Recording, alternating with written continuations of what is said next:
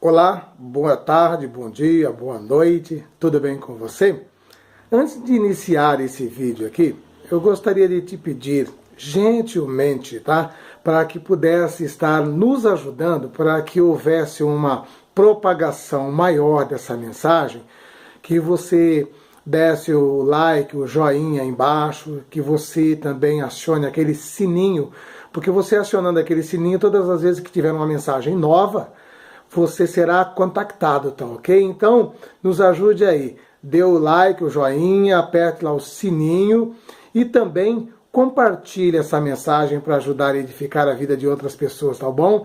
E se inscreva também no nosso canal para nos ajudar. Que Deus abençoe a todos vocês ricamente, tá ok? Então vamos lá à nossa pergunta.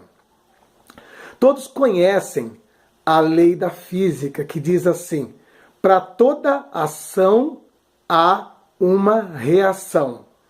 E aí vem a pergunta: será que essa lei inexorável da física vale também para o mundo espiritual? Vale também no nosso relacionamento com Deus? E eu digo que sim, ela tem valor, ela funciona também no mundo espiritual. Mesmo porque, quando Deus criou o homem com o propósito de interagir com o homem. Deus não criou o homem como uma máquina, como um robô. Deus criou o homem como seu filho, como sua imagem e como sua semelhança, e tinha como propósito principal, fundamental, manter um relacionamento. E o relacionamento, ele precede de ações e reações de ambas as partes, ok? Nós vamos ver isso lá no Éden.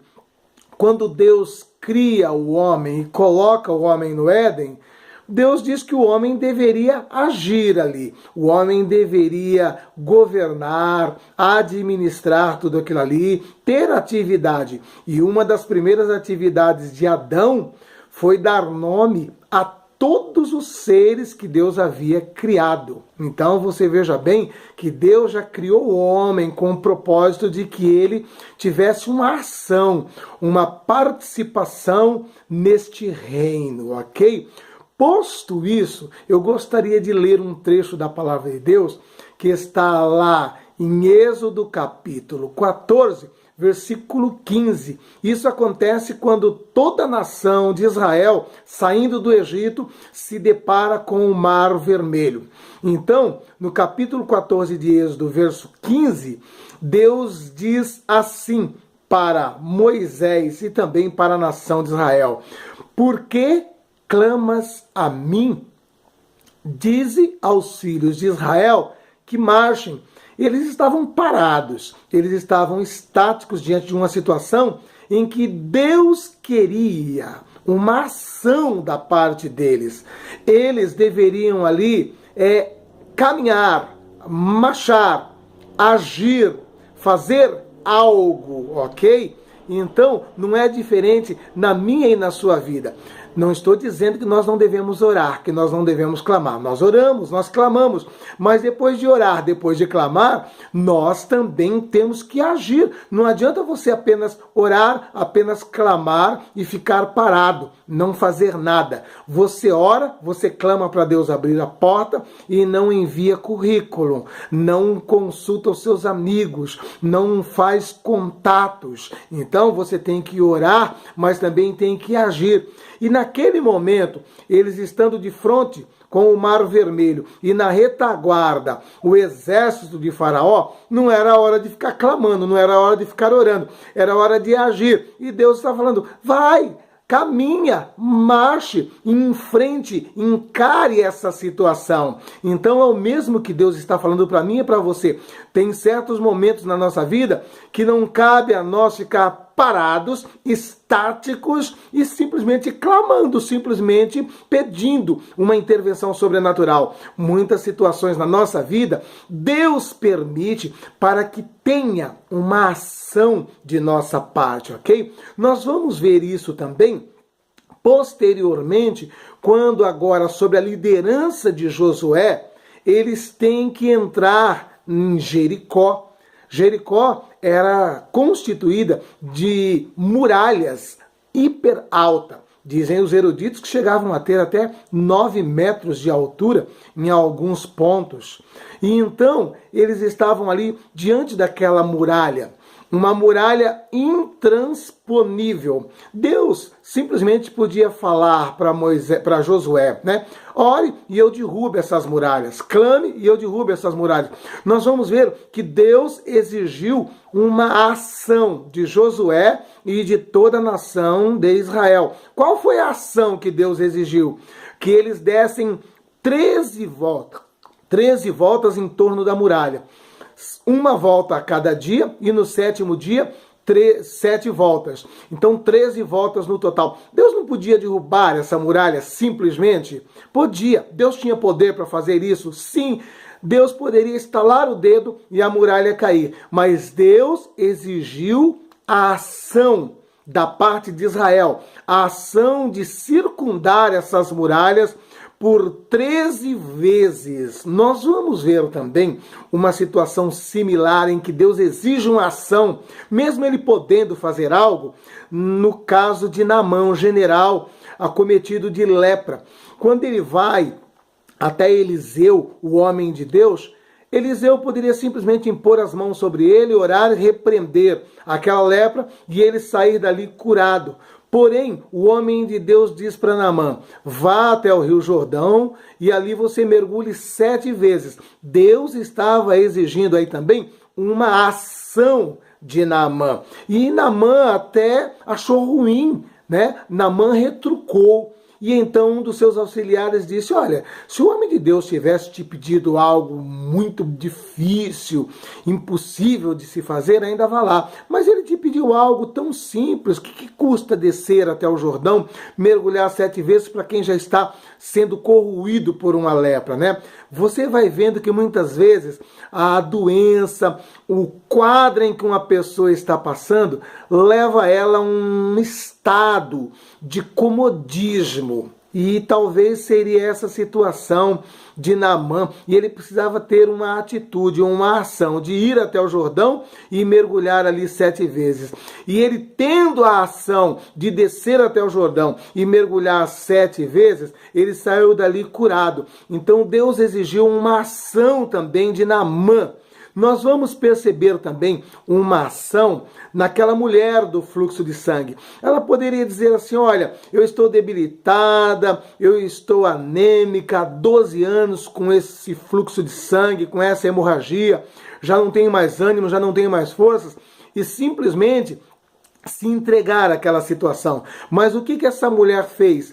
Ela juntou um pouco de força que ainda lhe restava e foi até Jesus. Ela transpôs toda aquela multidão que rodeava Jesus e colocou em seu coração, olha, se eu apenas tocar na orla das suas vestes, eu serei curado, ou serei curada. Então ela vai até Jesus, ela enfrenta aquela multidão, aquela massa humana que estava ao redor de Jesus e ela toca em Jesus. E essa ação gerou um milagre em sua vida.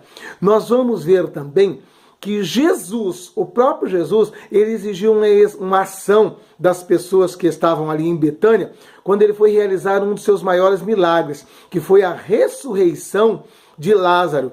Ele poderia fazer tudo, mas quando ele chega ali, havia uma grande pedra que estava na porta do sepulcro, onde estava o corpo de Lázaro já sepultado há 4 dias.